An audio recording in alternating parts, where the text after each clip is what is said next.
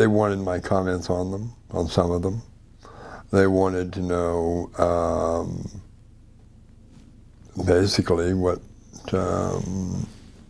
my take on it was. Several reports that I read were mediocre. The ones that piqued my interest were ones about Admiral Byrd and things of that nature. So can you tell us about some of the reports that you read on Admiral Byrd? I read his original diary, the one that, the true diary, not the one floating around the internet. Was this original copy of the diary? The original copy. What did it look like? What did it look like? It was in the form of a flight log. So his diary was written into his flight log? Yes, As a it pilot, was. he would keep a log? Yes, he would. Let's go back a little bit. Okay. Because you didn't just happen into a job at Area 51. There's a bit of history behind there, isn't there? Oh yeah, there's a whole bunch of history behind that. Well, when I was at the age of 12, I had an incident occur about when I was in the Scouts, and it had to do with being picked up by a saucer or UFO, if you want to call it that. And it was quite an interesting event. You want to tell us a little bit about what happened? I can tell you the whole thing if you want. Sure, let's go. Let's go. Well, me and my friend were on our way back from the scout meeting, and we got to the edge of the cornfield that goes for about a mile before you get to the house, and then there's a road that goes around it. And I told my friend, I said, well, I'm going to take a shortcut through the cornfield because it's shorter. He said, well, I'm going to keep going around the road because, you know, the corn stalks look like they're going to reach down and grab you. So he's kind of finicky about not wanting to do that. So I said, fine. I parted with him. He went on around the road, and I went through the cornfield. Halfway through the cornfield, I looked up and I saw what looked like a star, but it got brighter, and it got brighter, and it got brighter. And then the next thing I realized, with the entire area I was standing in was lit up just like daylight. You could, so bright, you could actually see the kernels on the corn. That's pretty bright. I looked up and into this light, and I heard a voice come from it. It says, Billy, we are here to take you on a journey if you would like to go. And I said, yes. Without hesitation, I said, sure, let's go. Next thing I know, I'm looking down, and the ground's going further away, and I'm getting lifted up into this craft. And so next thing I know, I'm inside this craft. And they asked me, what do I see? I said, all I see is bright light. And they toned it down to where I could see my surroundings. And everything was in a circular pattern around inside this vessel. And the people were extremely tall. By standards for a child, extremely tall can be anywhere from 6 feet on up. But these people were way up there. What did they look like? Like you or me, except very tall in stature. The female was somewhere between, I would say, between 10 to 12 feet. And the man was taller than that. And they spoke very gently, and they said, all right, so how good are you in geography? And I said, straight A student. And they said, we'd like you to tell us where we are as we go over the different states. And the one we left from was Texas, Wichita Falls, Texas. So that's fine. We started going over the different different states, different flags, and I recognized the flags as we went over them. And I started naming them off. And we got up to Canada and the Canadian flag, and they said, "Where are we now?" And I said, "I don't know. We're over ice and snow." And I said, "Yes, we're above Canada. We're in the Arctic Circle." You said flags. So you could see the flags? Yes. Where- Through the bottom of the craft, you could look down through the craft, which was transparent, and you could see passing over these cities. And it was quite interesting. Now, before we continue on the story, I want to go back to the cornfield for a second. Yeah, okay. What time of year was it? Was it Fall. fall? Okay. Yeah. And as you were being brought up into the craft, what was that sensation like? Like a lifting. Just suddenly weightless. It's like the gravity around my body was defied, and I was pulled into the craft. And were you pulled in from the bottom, from the side? From the From bottom. the bottom. Yeah. Were there doors? Didn't seem like no doors. It looked like I was going right into a solid bottom, but I went right through it. Interesting. And then you mentioned the light. Is that what you came into, was solid light? Yes. The bright white light, they asked you, What did I see? And I said, nothing but bright light. and then they toned it down. Okay, thank you. And then they turned it down. Okay. So the flags that you saw as you were flying over the States, what was your altitude? Very low.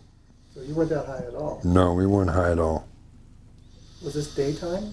It was nighttime. At the night. It was night. So where were these flags? They were, on the buildings that we passed over. We passed over from Texas, passed over through Oklahoma, the Oklahoma flag, and then they went up from there to the state above Oklahoma.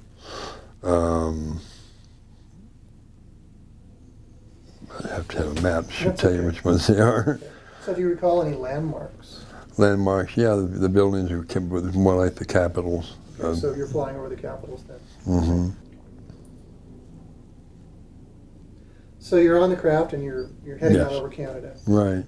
So what happened next? Northeast over, we went over like Baffin Bay and Canada. So, you know, we were, by that time I'm totally lost. I don't know where we are. And they said, "Do you see the glow ahead of us?" And I said, "Yes, I do." "What is that?" And they said, "That's the entrance to Hollow Earth." I said, "Hollow Earth?" I said, "Wait a minute. We're taught in school that the Earth is solid and it has a molten core and all this. And now you're telling me it's hollow?" And they said, "Yes, it is hollow."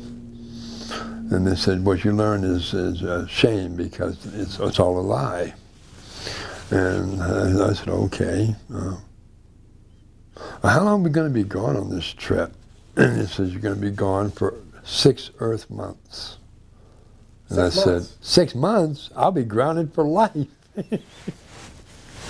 That was my thought, you know.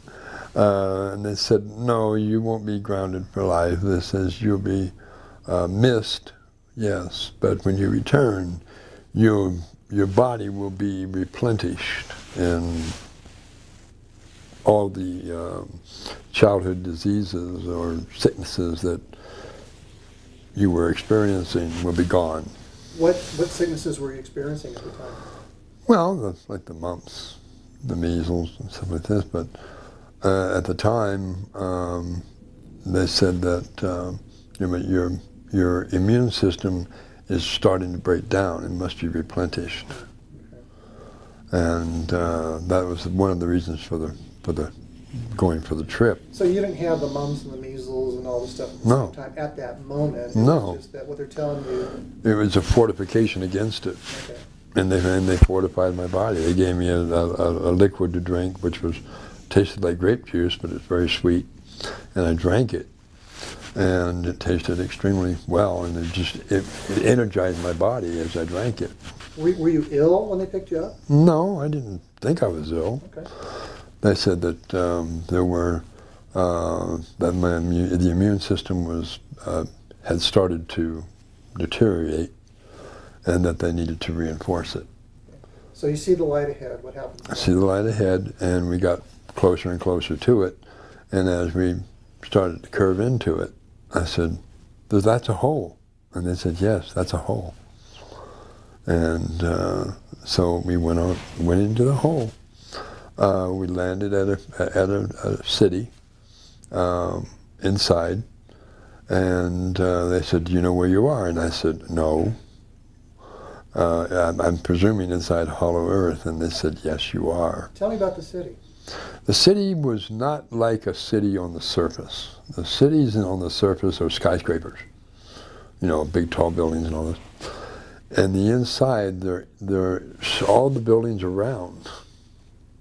They don't have roofs on them, but they're round. And they're built in and around Mother Nature. They're not, you don't see any highways or sidewalks or anything like this. It's all round structures in and around nature. With no roof. With no roofs. What were they made of?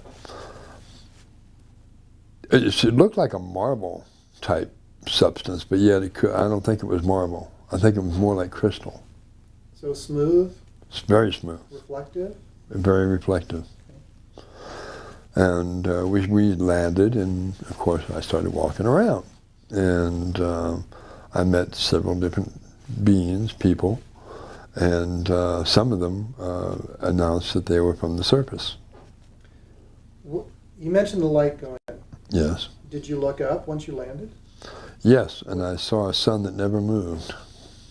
What color was it? It was more between an orange and a yellow. Could you feel the heat coming from it? A heat, yeah, more like a soft heat. It wasn't harsh at all. It wasn't bright either. It was very easy on the eyes. So is there any time of day on the surface that you'd say would be similar to that kind of a lighting effect? Twilight, maybe. Twilight? Yeah. When the sun starts dropping down. When you look up, can you see beyond this light and see surface on the other side? As you look outward, you see the horizon rise like this instead of straight across. You actually see it curve upward. Are there clouds? No clouds. Where does the water come from? Does it rain? It mists from the sky, but it is not like a harsh rain like it is here. The clouds up here are very thick, and in essence, do they have? Sometimes they have a cloud once in a while in the sky, but it's more of a very like a translucent, looking through it. Very, very not dense at all. Very light. And the atmosphere was so exuberating, so refreshing and pure. It was breathing air that just had no smell or taste or anything like it does up here. Up here around cities, you breathe the air and you breathe that smog and stuff. Nothing like that there, at all. No, it was just the purest smell, purest energy. When you breathe it, you're just energized totally. Okay, so you met some people. Yes, I did. Some from the surface. I met one individual. It was a female.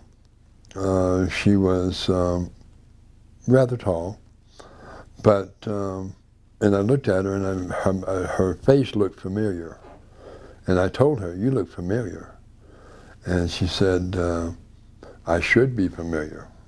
I'm Amelia Earhart." What year was this?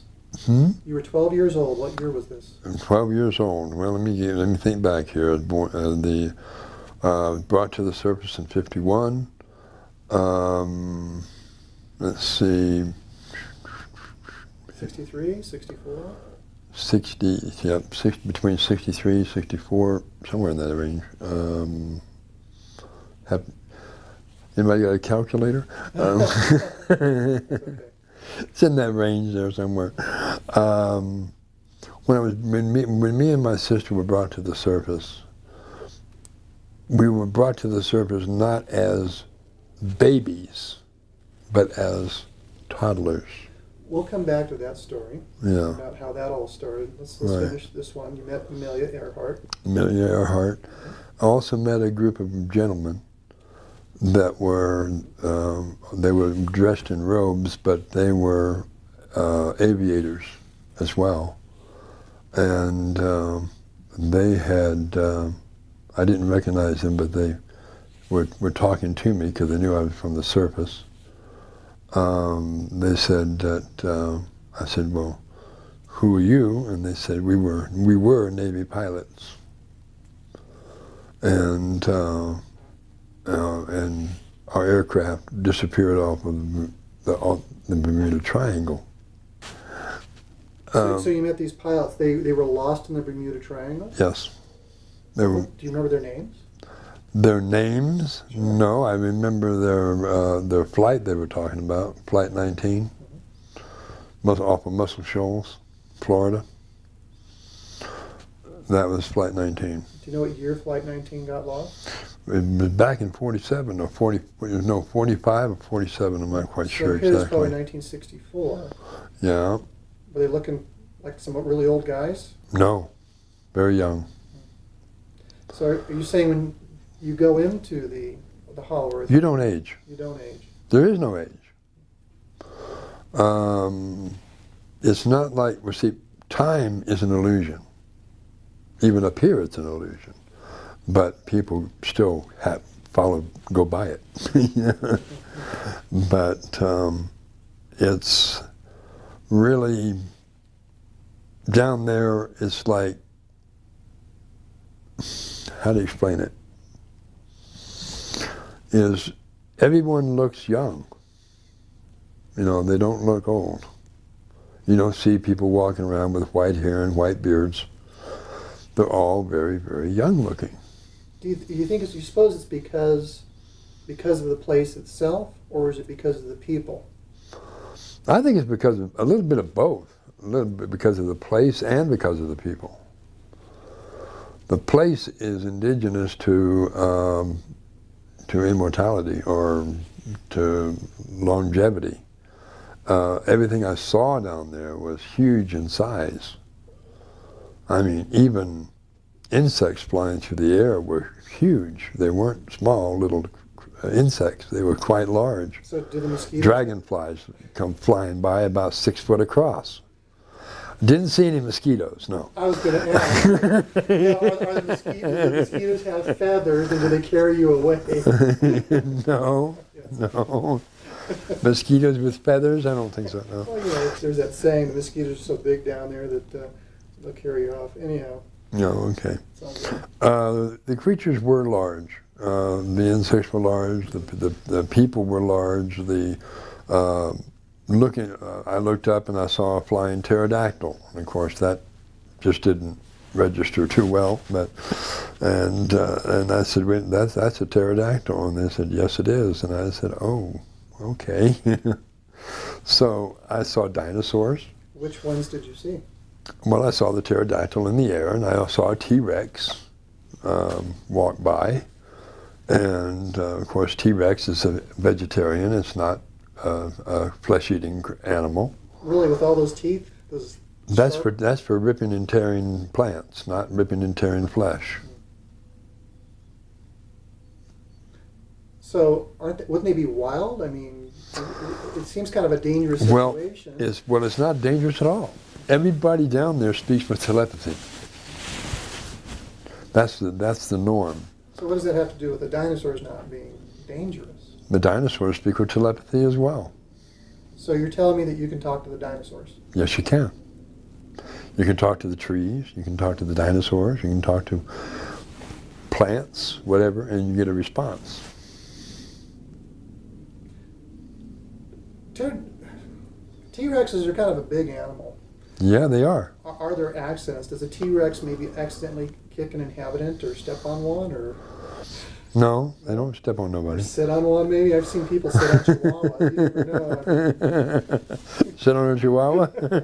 I saw somebody do it once accidentally. The Chihuahua wasn't too thrilled with that, but you see what I'm saying? Yeah. With something that's small in relation to something so large, it's easy not to catch. Well, they when they walk, they're very meticulous in where they walk. Okay. Okay, enough about the dinosaurs. Yes. So you saw a lot of very large things down there. A lot of very large. You met these pilots. Yes. Amelia Earhart. Yep. What happened next?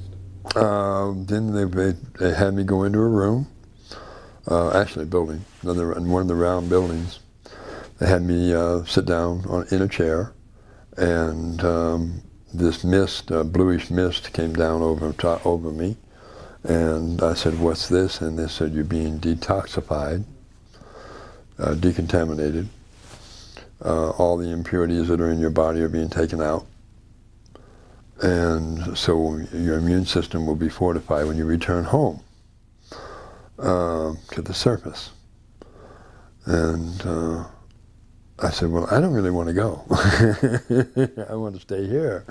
And they said, "Yes, we know you want to stay here, but you're not staying here." What was compelling you to want to stay there? Was it any It just one felt, thing, or- it's the beauty of everything around you.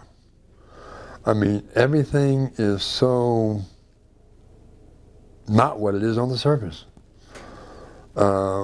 When you look out on the surface, what do you see? You see cars, you see planes flying over and causing, vapor trails behind them, and the sky's not clear, and the sky smells strange. You can actually taste the air here.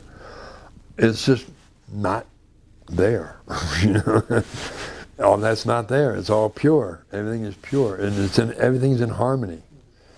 I didn't hear any. I didn't hear any bad language while I was there. Nobody spoke as you would speak. It was all from communication, mind to mind. It was really, really wonderful feeling. So in that communication, mind to mind, are you hearing a voice in your head, or is it something different? It's more or less like a communication from their mind to my mind. You can do it on the surface too. You just have to sit down and get away from all the distractions, which is really hard on the surface because you've got all these distractions, every come from all different directions. But if you were to get out with Mother Nature and just be quiet and turn your cell phones off and all these economists that you like, devices, then you could communicate telepathically. But you get so caught up in the mundane world that you lose sight of it. It's just like, it's too many distractions to really communicate up here through telepathy. It's easier to talk. But talking, I think, is what got man in trouble in the first place. So you get sprayed with this blue mist. Yes. And then after that, they said, you're free to travel wherever you want to travel. And we'll be with you a little bit later on. We'll take you to the learning centers and re-educate you again. And so I was able to, freely walk around and talk to people and talk to beings. I saw several different type of races there. Besides the Aryanians, I saw the Lemurians. I saw the insectoids. They look like mantis almost, similar to a mantis. They don't have 6 legs, but they have 2 appendages they walk on, and then the appendages for hands, or not really hands, are like pinchers almost. And they talk with telepathy. And they're not very short, not very tall either. They're in between between 4 and 5 feet tall.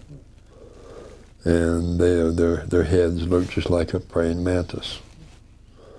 But they're intelligent. 2 legs, 2 arms. Yeah, 2 legs, 2 arms, and they fly. Of course, they have wings, but they do communicate telepathically in English, and well, they know all languages.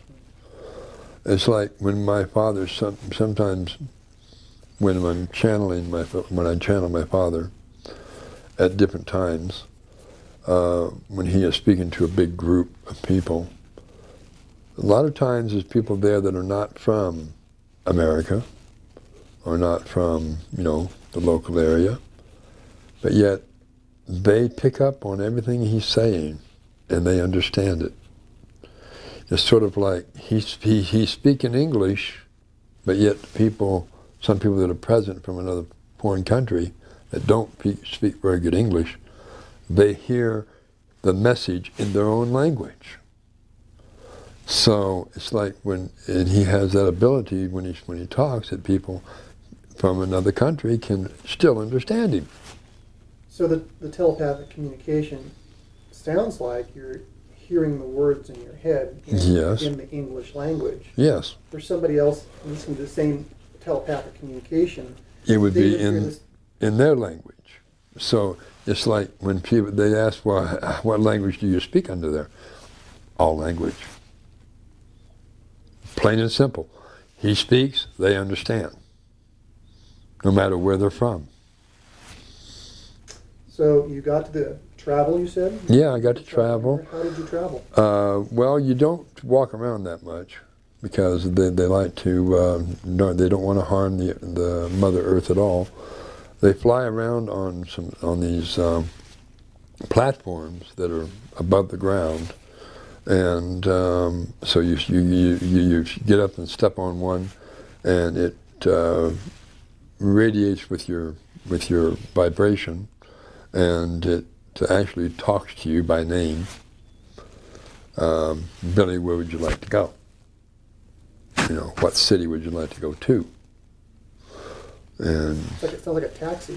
Kind of like a taxi, except free. So what are you standing on? You say it's above the ground. It's a platform. When you say what shape is it? Is it It's round. It's round? Yeah. It's like a frisbee, a big frisbee you stand on? You might call it a frisbee or a saucer-shaped craft. You don't sit inside of a bubble or anything like that. You sit on this stand on this platform, and it has a ring, another ring that once you step into it, this ring appears around you, around the entire disc, and you're basically inside this enclosure, and you think the direction you want to go, you go that way. Yeah, I would ask when you first describe it, is there a possibility of falling off the thing? No, you cannot fall off it. Is the ring solid? Is there like a handhold? Well, when you step onto the platform, you have the ring that you're standing on, or the platform you're standing on, which is round, and then once you step onto it, then this other ring comes up from the main part up to about mid-waist area, and just stays right there. It keeps you on the craft, and you can't fall off it. Then you can grab a hand railing around. It's like a handrail almost. What holds the hand railing up? You say it just comes up from the craft and hovers right there. There's no visible means of support. So can you pass your hand between the rail and the platform? Yes, you can. Underneath? If you wanted to jump from it, could you? I imagine you could, but why would you want to? I want to fully understand this transportation system. Yeah. Some people are pretty daring. Maybe they want to. There's some base jumpers out there that might want to take that. Oh, well, it doesn't. It's not that high above the ground. If they jump out, they're going to land on the ground. Yeah, could I bungee jump from it? I wouldn't think so. No. Something like that that's about 6 foot off the ground. Why would you want to bungee jump of 6 foot? Feet, okay. Well, I'm thinking maybe you want to go 1,000, 2,000 feet in the air. That could be a thrill. No, these are conveyances that keep you close to the ground. Okay, so about nature, it's close to the ground. I'm envisioning the Jetsons. We're flying off and. Okay, yeah, I understand, but no, they're like little platforms, And then they also have these other devices that are more of like a scout craft, which is something you get inside of. Once you're inside it, it automatically calls you by name and asks where you wish to go. If you wish to go to another star system or another planet or whatever, it can take you there. So travel is not just within the sphere. No, inside it's planet not. Earth, you can go anywhere. Everywhere. Oh. So these little scout craft. Yeah. Or they just park hither and there, and just if you need one, you can grab one. You just get on it and go. Are there parking areas for these little scout craft? Well, they're all hovering above the ground. How big are they? The little scout craft are anywhere from about 150 feet in diameter, which is not that small. It's not that big either. Sure. But it's a sports craft. It looks similar to the one that Bob Lazar spoke of.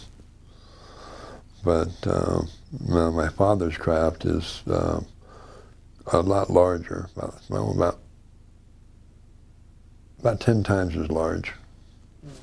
And it's stationed above the in the vicinity of the North Polar opening. So, okay, we'll get to him in a minute. The question I would have about that, Yeah. You channeled him last night, and he just Yes. came from monitoring the opening. Did he monitor the opening from the craft? Yes. Okay. So, wow, 150 foot in diameter sport craft, About 45 feet high. 45 feet high. Yeah. Do you travel in groups with these things? If you need one, it's just like one guy who can go? Is there a fueling station? You got to put gas in this thing? It doesn't take gas. Okay. How does it operate? Runs off of the electromagnetism of the Earth. Okay. So it's free energy? Free energy. Etheric energy? So you could call it that, yeah. Vortex energy? Vortex energy, funny. Yeah. Hey. No, I won't say vortex energy, no. Yeah, just trying to understand the terms. So Yeah. All right.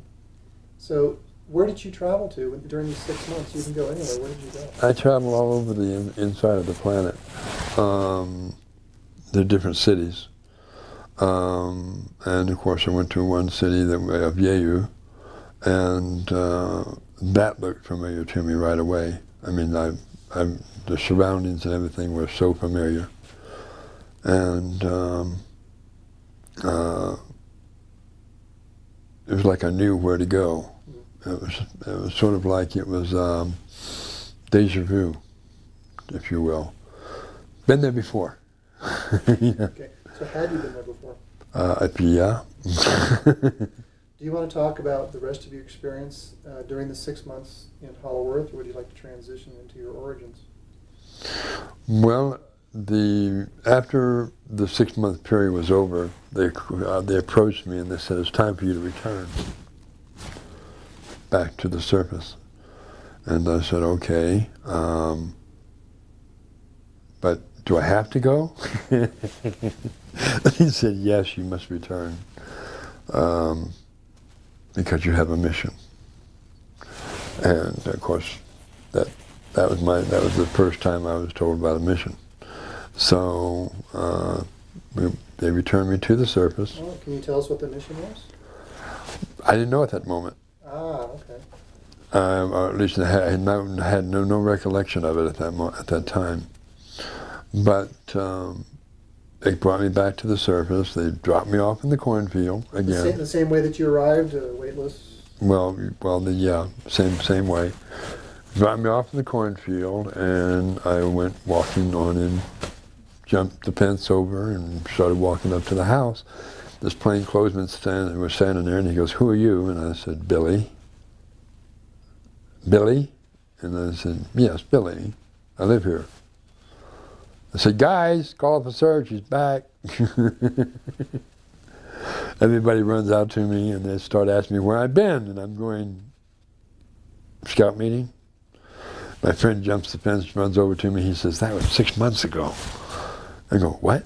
He says, I said, 6 months ago? No, not really, couldn't be. He goes, "Yeah, that was 6 months ago. Where you been?" I go, I don't know. So you couldn't remember that whole experience at the time after you came back? My memory was wiped.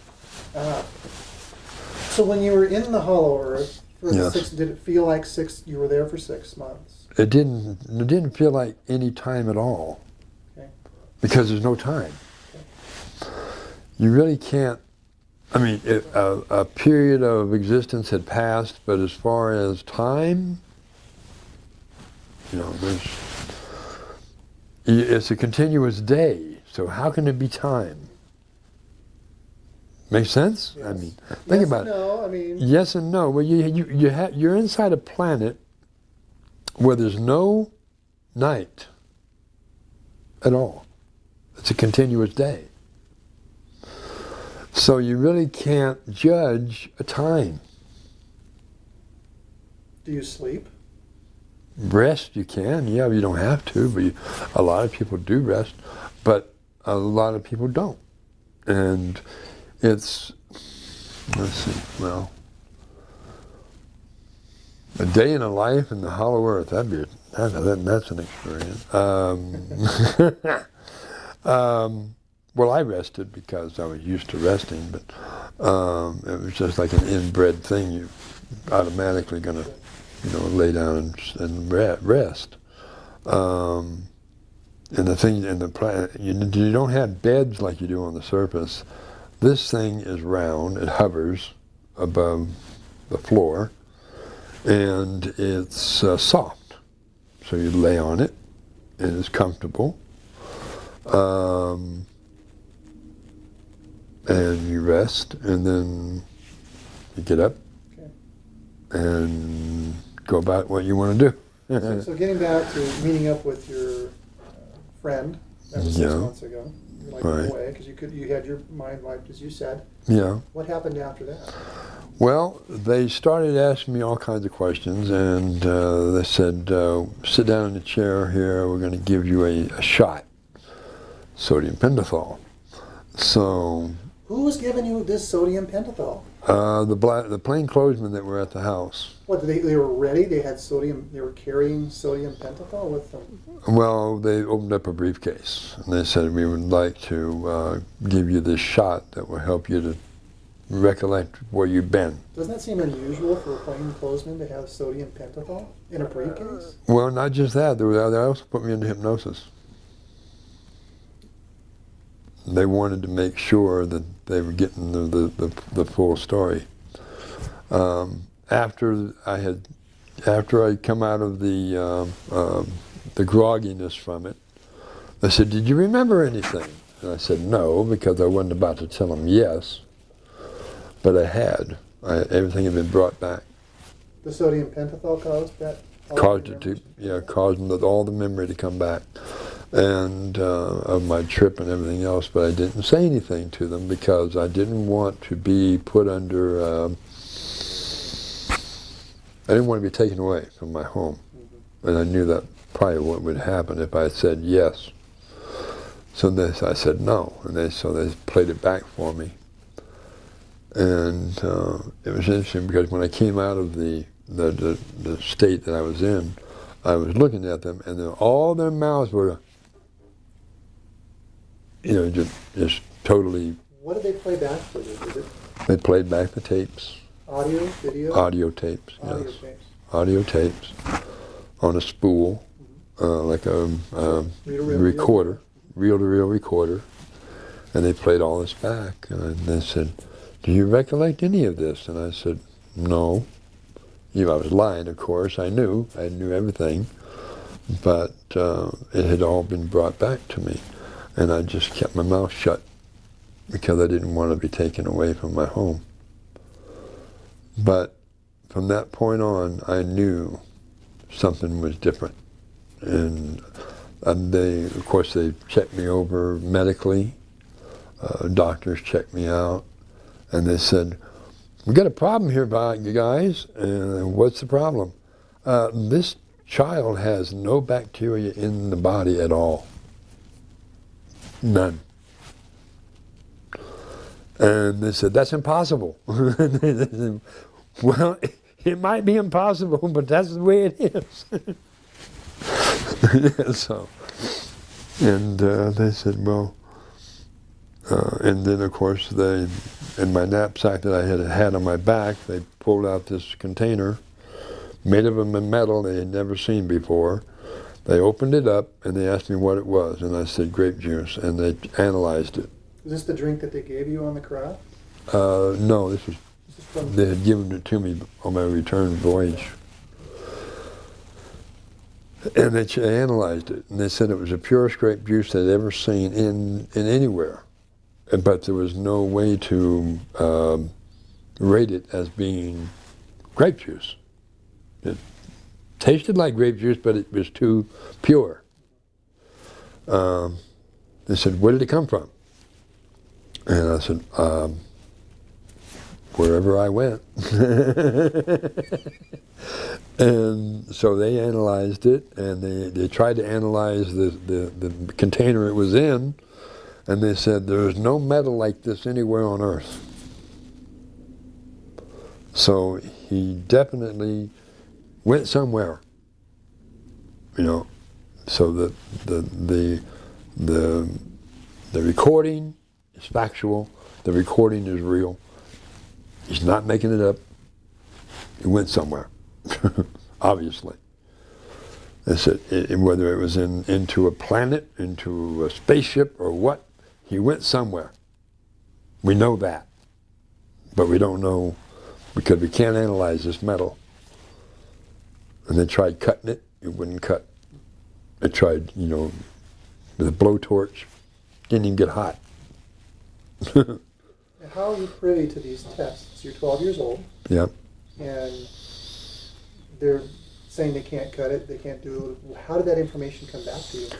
Well, it wasn't that they came back to me. After the initial briefing, they took me and my father, adopted father, to a facility at the base. Which base? Shepherd Air Force Base. It's located in Wichita Falls, Texas. Of course, it's now a commercial airline place now. It's not even a military base anymore. Not an Air Force base anymore. It's now a commercial Shepherd Field or Shepherd Airport or something like that. Last I heard. But at that time, it was a military base, and they took me into this laboratory along with all the stuff they'd gotten out of my knapsack. There was even a flower in there that they couldn't recognize, an orchid. It had, they said this flower was, they'd never seen it before. They asked a plant specialist to analyze it. He says, I've never seen one before. I can't, there's nothing to reference it to. You know, it's just not. And the funny part about the thing was that the flower was in a small pot or pottery thing. And when they analyzed it, they said, this thing is talking. This thing is singing. You know, this plant is singing. So it was a potted orchid. It was a potted orchid, And they and it was singing. singing. You know, What was it singing? it was just singing. Nothing in particular, just like a tone or a sound. And they had machines on it, and it was making these sounds, and they were picking up on it. Now you also said it was talking. Were they conversing with the flower? No, it was more singing, talking, communicating on their machining machines that they had that were hooked up to it. It was like the needle was, you know, dancing, so to speak. They said it's like it's making a sound, and they were picking up on it, and they were recording the sounds. They said this plant is alive. You know. Obviously, it was alive, but it I think maybe conscious. It has consciousness, and they just couldn't they couldn't comprehend it. But that's the way it was. So getting back to the question about how you came into this information, just so Yes. I'm clear, it sounds like somehow you got brought back to this Air Force base Yes. with your Adopted father. your adopted father. Was your adopted father Air Force. So so the material had to have gone from the uniformed police who had taken the recording and confiscated the container with the grape juice in it in this metal that they don't recognize. Right. And the whole bit. It got turned over to the Air Force. Yes. Who made that? I wonder who made that decision. I mean, how It did was you a now get- it was a gentleman that was sitting there. He had he wore dark rimmed glasses. He had a white mustache, white beard, or actually gray and like salt and pepper. And he announced himself as being J. Allen Hynek. Was this the day that you'd returned? Yes. So it wasn't just the uniformed police. It was also this. It was also this scientist Okay. was there. Does he have a connection with the Air Force? He was connected with him, yes. So you were gone for 6 months. How do you suppose that he got involved? What's the connection? Is it because your father was in the Air Force that Yeah. he was brought in? Right. Was your father a high-ranking individual? He was a major. Major? Okay. What was his specialty? He was in charge of aerial phenomenon. Okay, so that's the connection right there. That's the connection. So he's already kind of programmed to think in terms of you being abducted. Yes. Right. So that's how that came in. So here you are, they got the same plant, Yeah. right? You're there. Yeah. Did you get to see the plant same connected up to all these devices? Yes, I did. What happened next? Well, it's sort of like I walked over to the plant and put my hands on it, about next to it, and it stopped singing. Stopped giving this vibrational thing out to this machine. And they said, "What did you do?" And I said, "I just told her to be quiet." It's going to get in trouble.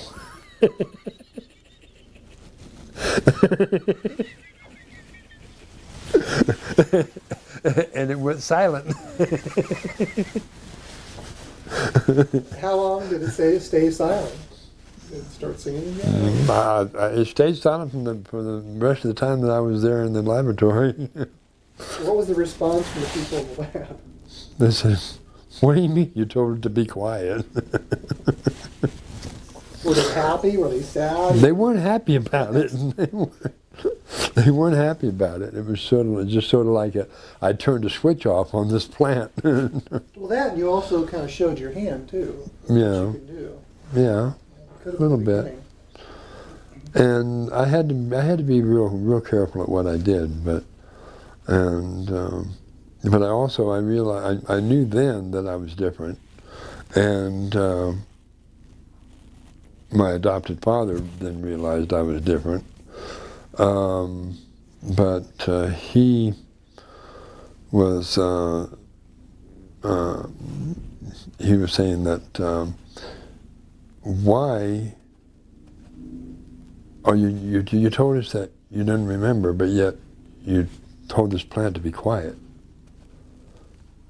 There must be something there, you know. How can you tell a plant to be? How could you tell this plant to be quiet? How did you do that? So this is your father talking? Yeah, my adopted father says, "How did you do that?" At the base, later on? Right there in the laboratory. And I said, "I just sent a message to it." You know, he said, "Well, you didn't say anything." And I said, "No, I didn't say anything. I thought it." And it responded.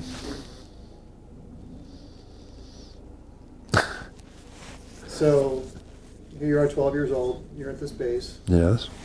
So what happens next? So in your life as you move forward, what happens next? Well, at that time, I was my sister had already returned home, so that's past. Okay, so where's home for your sister? Hollowworth. How did she return home? She sent out a telepathic message that she was in danger. and I told her to send a telepathic message home. Why was she in danger? She had been sold to another Air Force family. Sold. How does that work? Well, how does that work? Well, I don't know how that works. I myself, I really don't know how that works. It was my adopted father told us that he couldn't afford to keep both of us and that one of us had to go. So it was both you and your sister were adopted at the same time? At the same time. Adopted parents? Yes. And your father sold your sister to another... To another Air Force family Not to be that crass, were well off. Not to be crass, but what, do you know what he asked? What kind of money he got for that? $1 million. $1 million. Mm-hmm. Okay, so your sister sold this other Air Force. How soon after being sold to this other Air Force family was she rescued or picked up or taken? When she turned the age of 9, we were twins, so we were the same age. But you were 12 when you got picked up and all this stuff happened. Mm-hmm. So But before that was when she went home. Okay. So we're talking... Prior to that, yes. So after the lab experience, Yes, you mentioned about your sister being sold. yes. She was 9 So at that time. That had already happened. Right? That had already happened. Yeah, so Yeah. moving forward, so now your life is going to change. My life changed drastically from that point on. I was, I won't go into that too much because that's a part of my life I don't want to think about. But it had to do with child abuse. So I didn't want to get into that. I won't go into that. Okay, that's fine. But, so, anyway, want to talk to my dad? No, let's go back to origins. Origins. Although we were talking about mission before, we wanted to get to, because you said you didn't know what your mission was. What? You Right. couldn't remember at the time. Right. Do you want to talk about what your mission is now, or do you want to talk about your origins? My mission, even at that time, my mission was, but of course I didn't realize it. My mission at that time was to give forth the information that Admiral Byrd was not allowed to give out when he returned to the surface back in 1947. He was told by the delegation of the Council of the Hollow Earth, given a message to give to the world.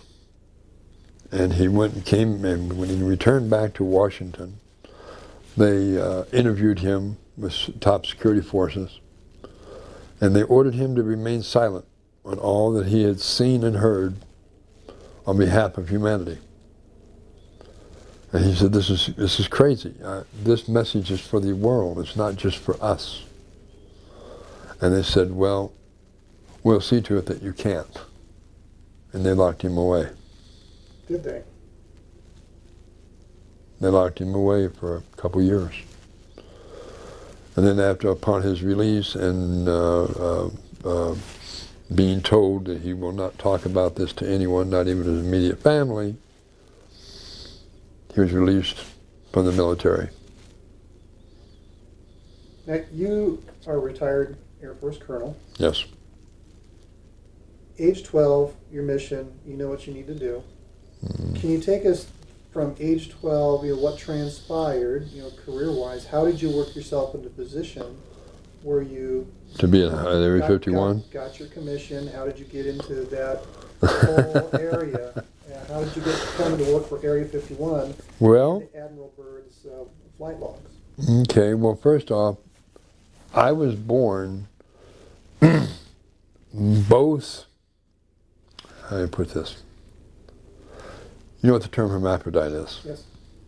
I was born both female and male in one body. And my adopted father was, I'll go into a little bit, I won't go into the nitty-gritty of it, but he was a pervert, pedophile. And he would used me as a sex doll from age 6 to 10. So that's the part that I don't want to go into detail with. Sure. But it was his influence that got me stationed at the Pentagon after I went into the service. I graduated high school at age 12. And that was, I think it was more of a fluke that I graduated, because at that time, when I was in school, back then they didn't have what they have today. They didn't have algebra. They didn't have trigonometry or physics or anything like this. It was adding, subtraction, multiplication, and division. That's it, as far as mathematics. And then you have your English and spelling and all this other stuff. So it really wasn't as complicated as it is today. So high school was basically easy for you to Yeah, back then, at age 12. at age 12, it was easy, you know. And I knew all the answers. It's like I saw these papers were put down on a desk in front of me. I had went to my adopted brother's school, and I was waiting for him to finish his class so we could go home. And he was taking his final exams, and I sat down on this desk in the back of the room. This kid walks over and drops these papers on my desk and goes on about his business. And I looked at him, and I knew all the answers, so I answered all the questions. And come to find out, I had maxed the test. So at the graduation ceremony for my adopted brother, I'm sitting in the audience along with everybody else, and my brother comes down and says, "They want to talk to you." And I said, "Why?" He said, "Because they want to talk to you." He said, "Come with me." Were they? The educational board at the high school. So they took me back behind this curtain, and they said, "You're Billy?" And I said, "Yes." And they said, "Why aren't you in robes?" I said, "What?" And they said, "Why aren't you in graduation robes?" I said, "Because I'm not in high school. I'm in junior high." And he says, "No, you graduated high school." I said, "What?" Surprise. Surprise, surprise. So they caught a hold of my principal, which was in the audience watching his son graduate.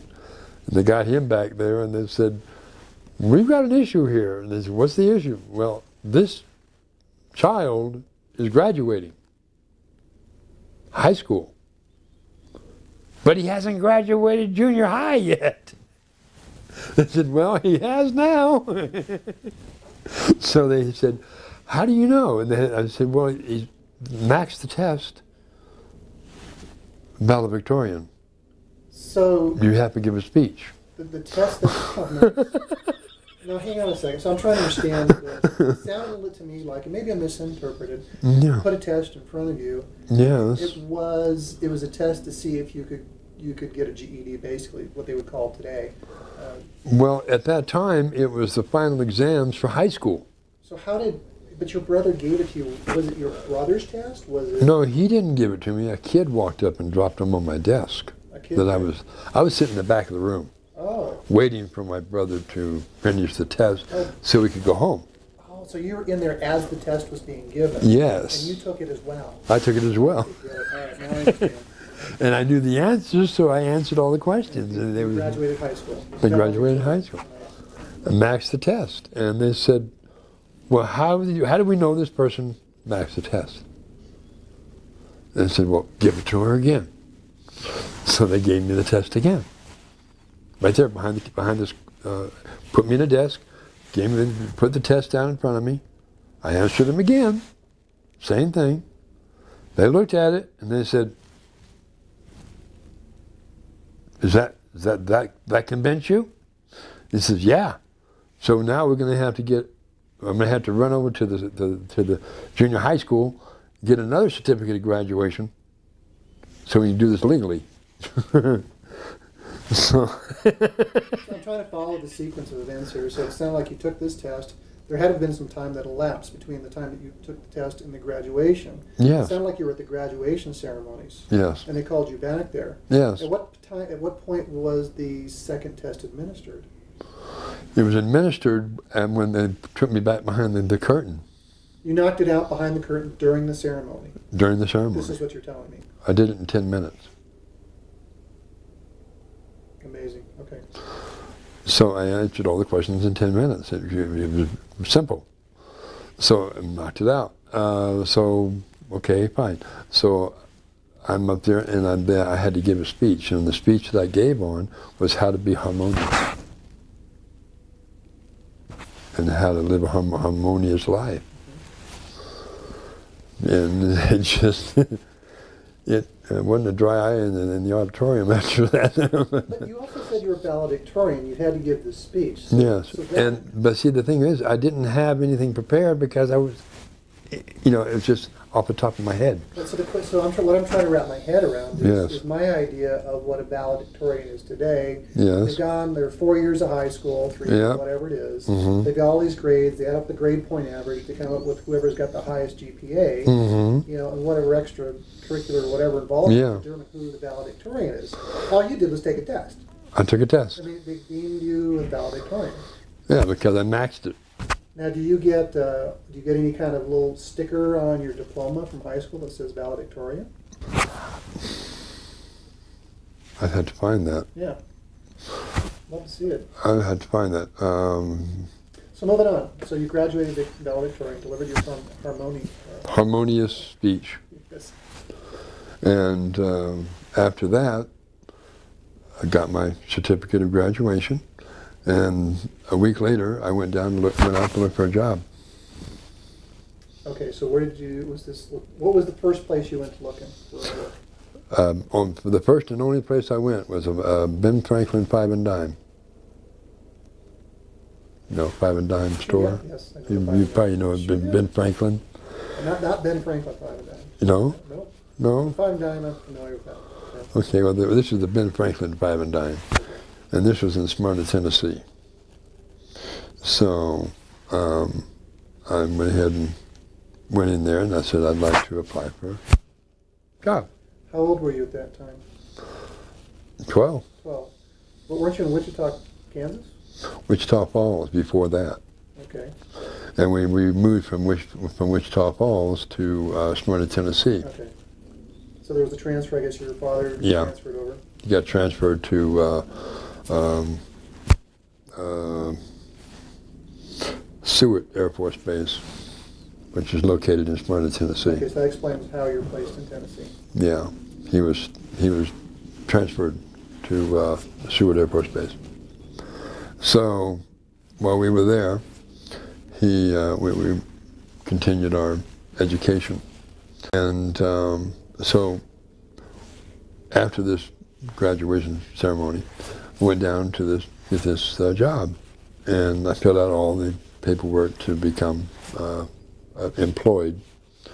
I left out the part about the age, just went ahead and filled everything else in, and the manager of the 5 and Dime store, he says, "Oh, you didn't fill in your age here. You need to fill that in." So I reluctantly filled it in, and he looked at the age and he goes, 12? 12? You can't be 12. And I said, yeah, I'm 12.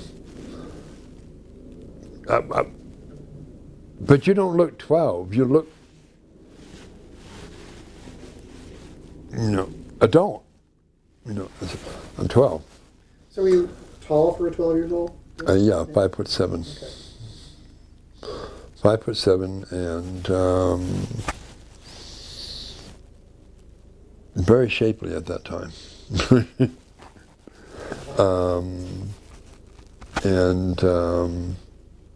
As you know, like I said, I grew up as hermaphrodite, so I had the female body Sure. at that early age, but yet I was also, both. Right. My measurements at that time were 36C, 24, 36. Okay.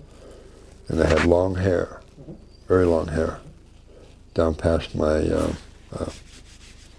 thighs. And right next door was a recruiting center for the armed forces. So while I was working, how I got to work for the Five and Dime was really funny. I'm sitting there and he says, 12, you can't be 12. And I said, well, I am. Can we get verification of that? I said, yeah, call me my parents. Called me my parents and they said, yeah, she's 12 years old. High school graduate. Oh, this is the smart kid, the one that graduated high school at age 12 and it's been in the paper too, you know, so they said, yeah. So, oh, okay. So they went ahead and let me go to work. And I was stocking shelves, so nothing major stuff.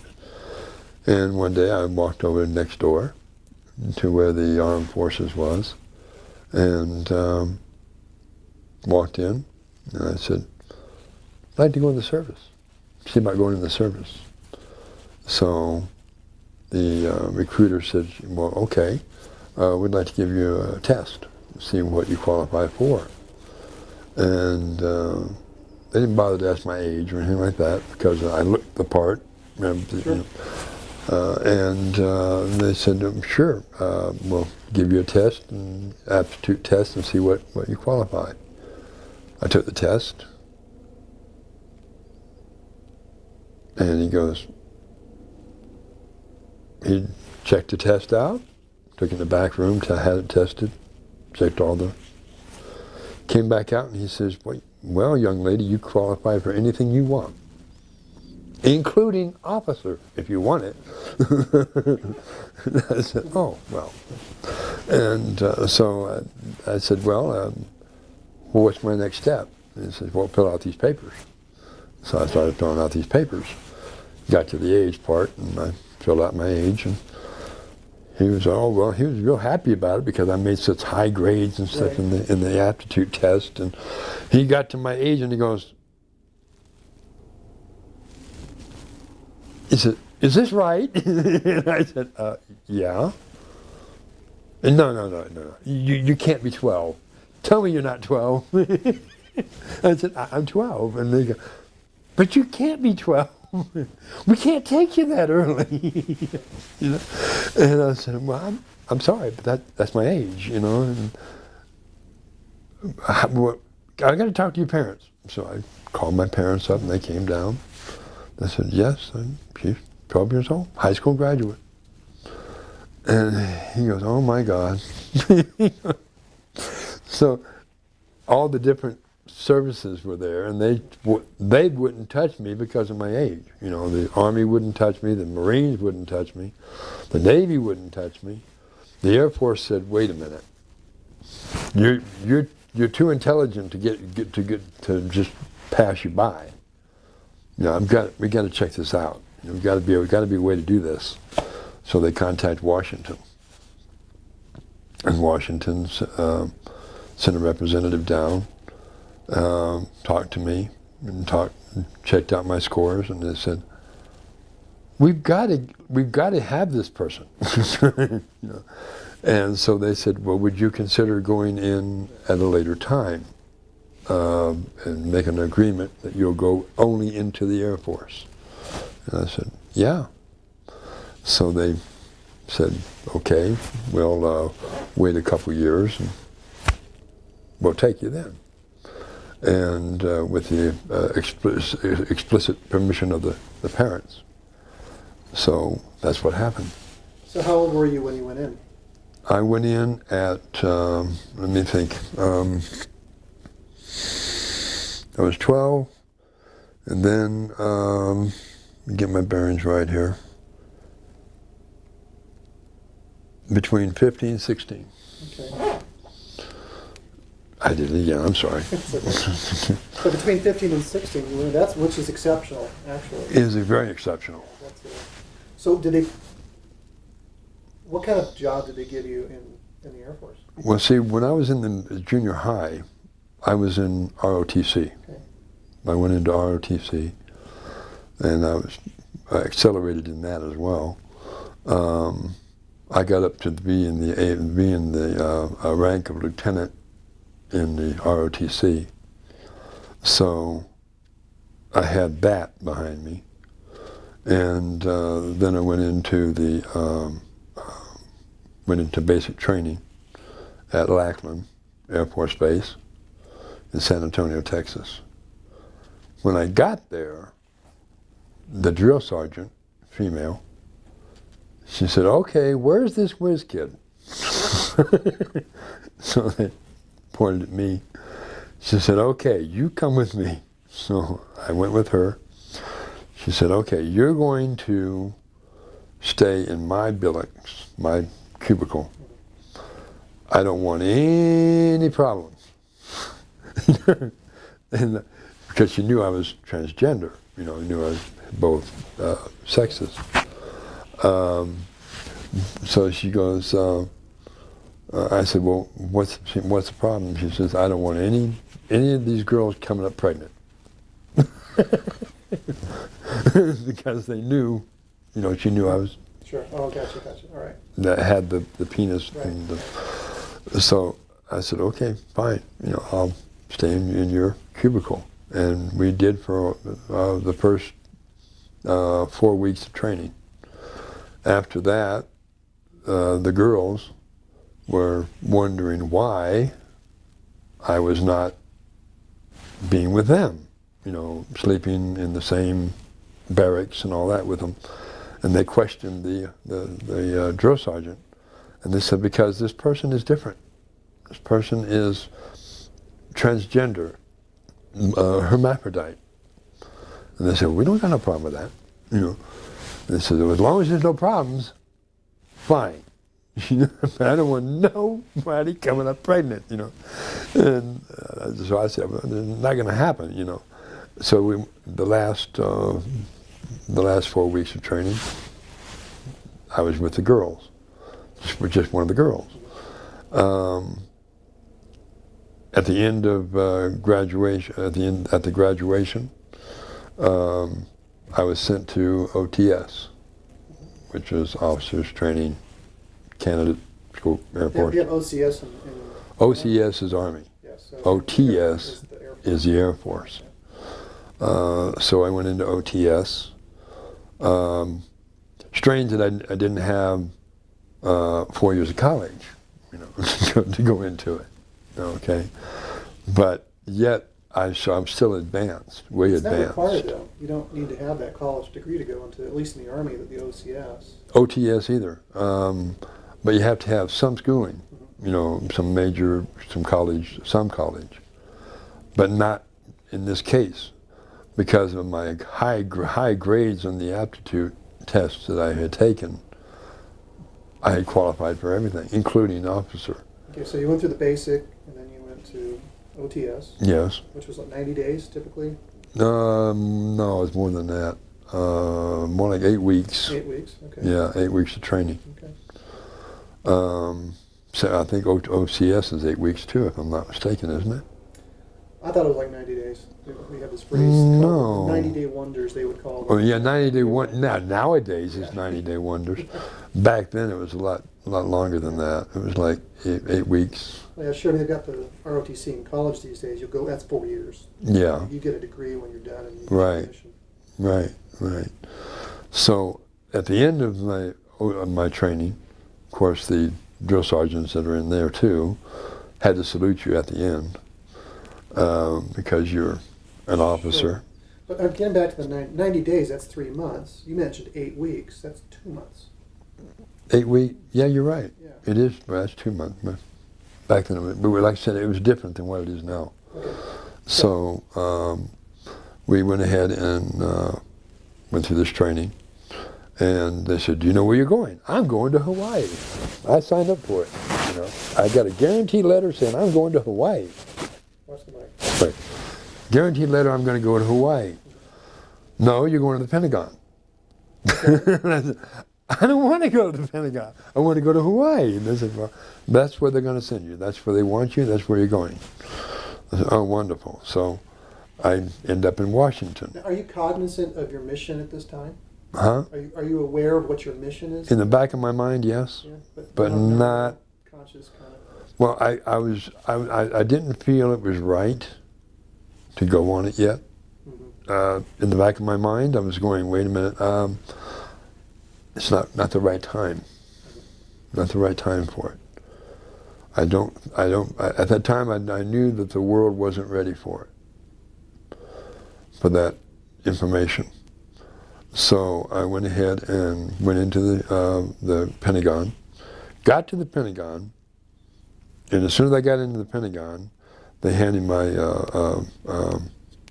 a second lieutenant bars. That's the gold ones. And then, so at that point,